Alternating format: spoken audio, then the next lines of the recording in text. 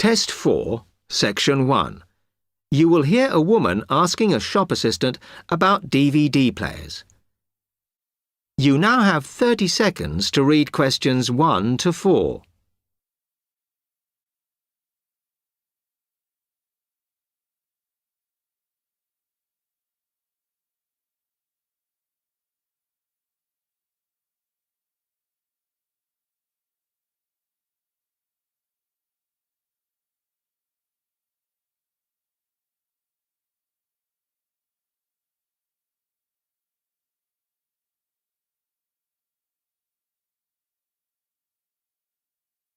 Hello, I'm interested in buying a DVD player. Can you help me, as I don't know very much about them?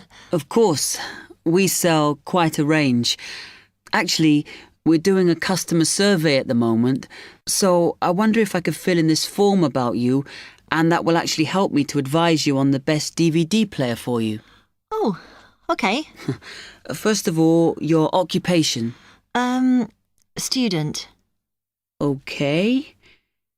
Then, have you already got a DVD player? No, I've never had one before. Uh-huh. And how much do you think you want to spend on a player? I'm not sure, really, but I have got a budget. My friend said I should allow about £100, but I can't afford over £85, so that's what I'm working on. Mm-hmm. And do you watch DVDs very often? Depends what you mean by often. I don't know what the norm is. Is it about 2 a week? I suppose I watch 3 a month. That's enough for me. Yes. What sort of films do you like watching then? Action movies? Not really. Oh. My boyfriend always insists we watch science fiction movies, but I prefer thrillers. Something to get your teeth into. OK, just one more. Do you watch other DVDs, ones that are not films, like music or something? Not much, because I don't want to spend the money on something I can watch on TV, but I occasionally rent out comedy programmes, and I fight with my boyfriend over all the sports DVDs he watches. You now have 30 seconds to read questions 5 to 10.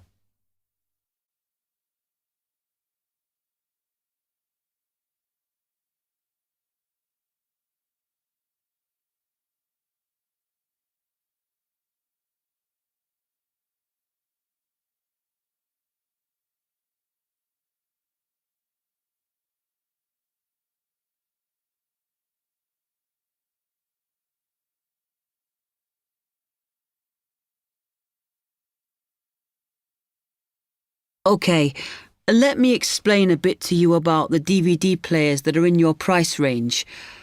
First, there's the DB30, which has only got basic features, but it is a bargain at £69.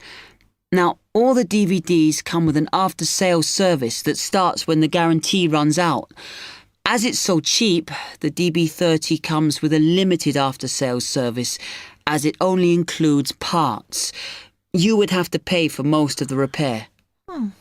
Seems OK. Then, a slight grade up from that is the XL643. This comes with an additional feature in that it has an extra button allowing you to record. That's quite useful. Oh, yes. That would mean spending less on DVDs to watch. Yes, so you'd make the extra money back on it that it costs. Let me see how much it is. Yes, that one's actually reduced at the moment from £79 to £71.99. Oh. I think it's worth the extra myself. And is that the same level of after-sales service as the other one? Well, you get a bit more for your money because what we're offering is a discount on labour. So you don't pay the full price if you have to call an engineer out. I see. Then the last one is this Tri-X24. It's a very good player, and you can use it to listen to your CDs as well as watch DVDs. It looks nice, but I bet it's expensive. No, it's not top of the range. Let's see. Yes, it's £94.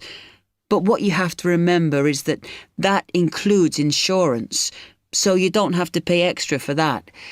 And it comes with a guarantee that's valid for 3 years, as opposed to the usual one. What do you think? Maybe.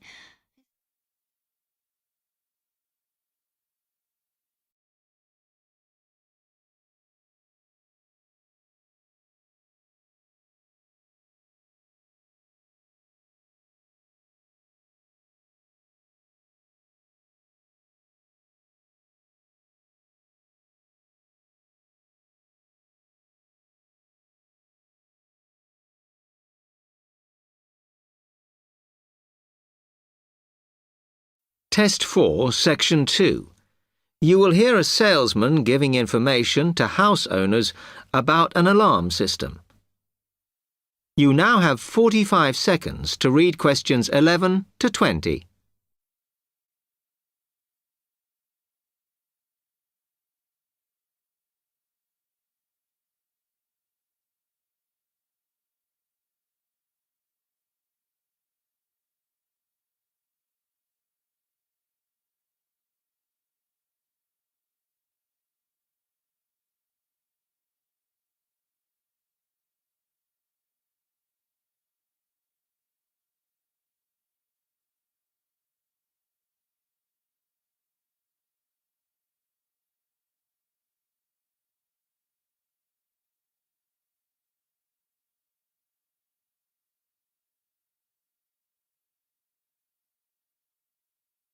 Thank you for inviting me to your residence meeting. My name is Martin Pugh from Safe Cell Alarms. I'm going to explain a little bit about home security, and I hope you'll all feel a bit better informed, and perhaps that you will even purchase one of the alarms we sell. It is all too easy these days for people to break into our homes. Did you know that 25% of all burglaries are committed by burglars breaking and entering via the back door? Even though it is locked, it is still relatively easy for someone to gain entry. And there are parts of our house that we think are not vulnerable because they look inaccessible. But they're not. So, if you're trying to protect your home, you should make sure the top floor is covered by that protection, not just the ground floor. We believe that the only way to secure your property is by having an alarm fitted. Just having the alarm on the outside can put burglars off, and we also recommend that you warn them about the alarm. To do this, we suggest you stick a sign in the front window of the house so it can be seen clearly. This alone should be enough to dissuade a burglar before they start. Now, our company has a range of alarms on offer, and I brought several along for you to see tonight. But let me just explain a few things about them. First of all of our alarms are highly visible. They're colored red, and on the underneath, there's a blue light, which you can see whether they are switched on or not. This acts as a deterrent to burglars who can see it as an active alarm system. Like most systems, our alarms are very sensitive, so you do need to look after them. You may be surprised to hear that a cat can often slink around unnoticed under the infrared beams, but a spider crawling across them will set them off. Also, our system is a little different from some. Most companies offer an option that connects their alarms to the police station. All our alarms have an automatic link to our company office. This means we can deal with a situation promptly and can sort out any alarms that have gone off by mistake. Okay, let me tell you about the installation of our alarms. Later on, I'll show you some house plans and diagrams of how the alarms operate, but you don't have to worry about them being intrusive, as we normally put them in hallways rather than individual rooms. The diagrams show you how the beams work to cover the whole house in this way. Oh, one small thing while I remember is don't leave your security code in your house. A lot of people keep it in the kitchen or their study, but we suggest you leave it with a neighbor so that if there is a break-in, the burglars can switch the system off. Now, regarding the practical aspects of installation, I know that many of you are out all day, and I'm afraid we don't install the alarms at weekends. But we do offer a service where we can fit the alarm system in the evenings for you. But we do charge a little bit extra for that. Finally, we do offer a range of systems, so I suggest you look at the leaflets on our prices. And please don't be put off from investing in a more sophisticated system to protect your home, as we do allow you to set up a monthly payment if it's too much in one go. Okay, now if you'd like to come forward.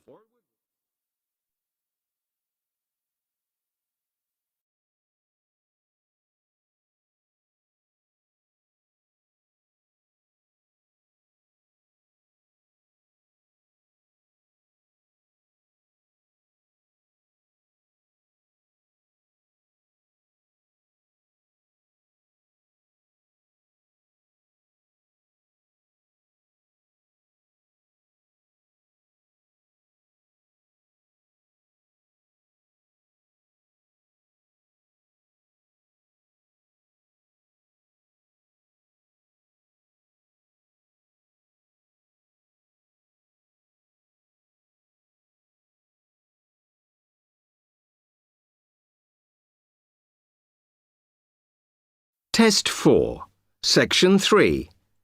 You will hear a student, Alex, asking his tutor for advice about essay writing. You now have 30 seconds to read questions 21 to 27.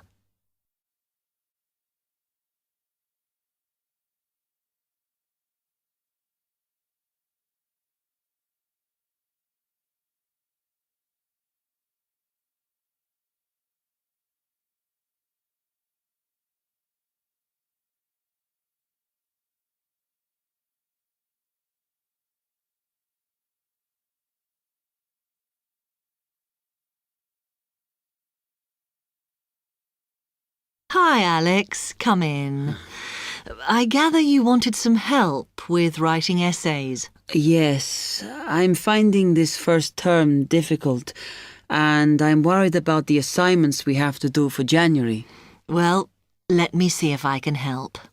You shouldn't panic about it, because essay writing is a very straightforward process, really. What it involves is organising the information that you want to include. You shouldn't have more than you can easily manage within the word count. Make sure you haven't got too much or anything irrelevant. You need to look at that and work out what you need and what you don't need before you start. And then you just have to think about how you're going to put forward your argument. Oh, that sounds very straightforward when you put it like that. But I'm worried I haven't got the necessary skills for writing an effective essay because English is my second language. Well, perhaps you misunderstand the skills you need. You need to be able to analyse your data, and then I would say the skills of interpretation and expressing yourself are important. Perhaps it's this last one that bothers you, but the more essays you write, the more you will develop these skills. Yes, and I don't quite know how to improve at that. Though, as you say, I know practice will help. And I need to make sure I've got everything ready before I start. Yes. What is vital to good essay writing is preparation. So make sure you build in enough time to do the research you need. Are there any other sources I can use to help me with essays? Yes. You should go to the library and look through the reference section. because there are books that focus on the style we use in academic writing, and those will help you a lot. The other thing that you should think about is what happens when you've actually written your essay. Too many students just complete their work and hand it in, whereas what you should be doing is making sure that you edit it as thoroughly as possible. Oh, yes, that's a good idea. Then I'd pick up any mistakes and also see if it reads logically. Exactly. The other thing is, again, what a lot of students do is get their essays back, look at the marks, then just file it away. They don't realise that if they checked it through and looked at what the tutor had written, then they can learn from their old essays. Yeah, I can see that's a good idea. So, is that okay? You can always come back to me. You now have 15 seconds to read questions 28 to 30.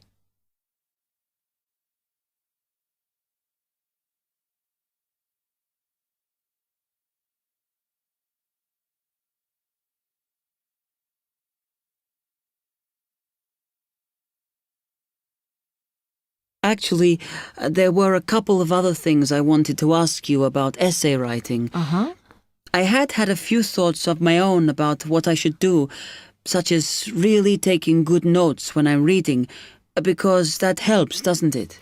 I think it improves your knowledge rather than your actual writing. But one tip I can give you is to try and not read too much. Otherwise, you end up including irrelevant material in your essay.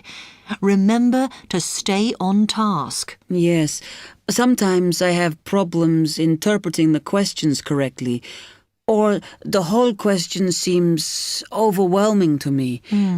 What I try to do is highlight the key parts and divide it into smaller chunks so I can manage it. Well, you might find it useful to break it down even further by making sure you understand all the words perfectly before you start. Things like assess or comment and such like. Yes, I see. Sometimes, after an objective analysis, the question actually asks you for a subjective opinion. But you must remember to support your arguments if that's the case. One final comment I can make is about using your own words. You must try to do this as far as possible. You're expected to summarise what you've read, not just string together a list of quotations. In fact, you shouldn't have too many.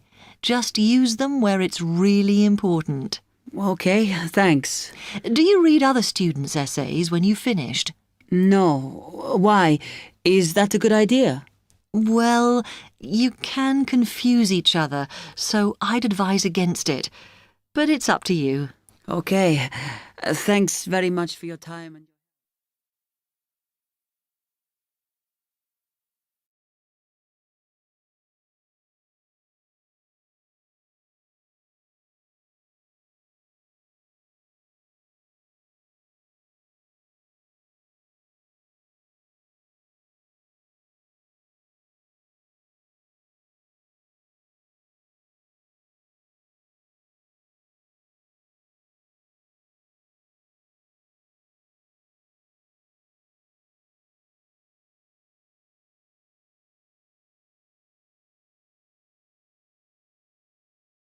Test 4, Section 4. You will hear a tutor giving some business students instructions about a finance project. You now have 30 seconds to read questions 31 to 36.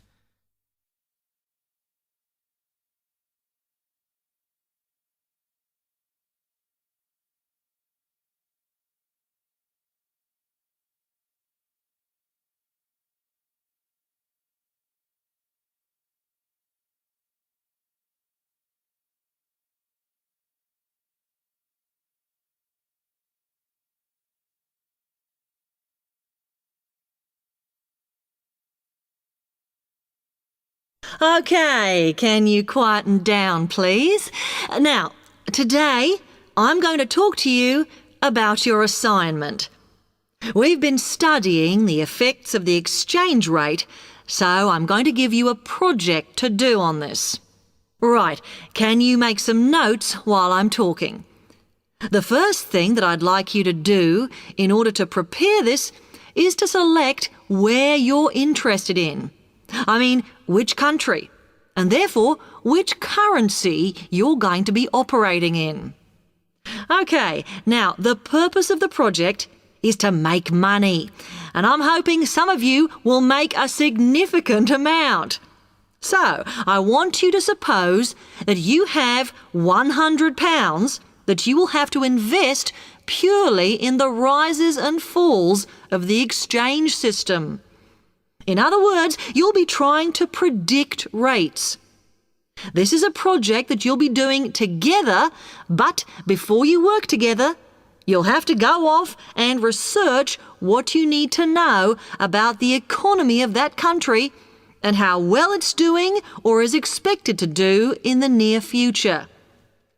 You could all make up a little information sheet with your notes on, clearly legible, because then I want you to get together, we can do that next week, and to go round and read about each other's countries. When you see how well or badly each country is doing, I want you to decide what your exchange rate is going to be against all the other currencies. After that is all sorted, what you're going to do is go round the other students and attempt to sell your money to the others. Remember, this will depend on the success of your country's economy and the rate you fixed for your currency. Now, you're not allowed to just swap currencies with each other, but you may wish to buy from the other countries. But you must do a proper transaction. All the way through this, you must keep your accounts properly for each transaction. I'll give you 1 week to do this, and then we will set a time for the deals to finish, a bit like the stock exchange. And at that point, I will ask you to calculate how much you have made. Is that clear? You now have 30 seconds to read questions 37 to 40.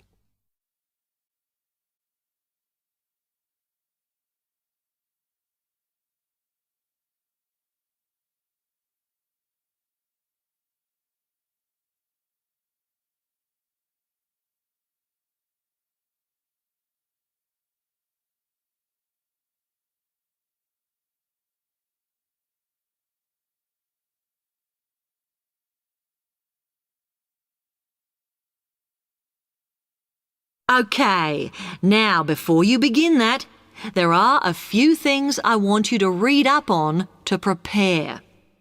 You need to look at the economies of the UK's main trading partners.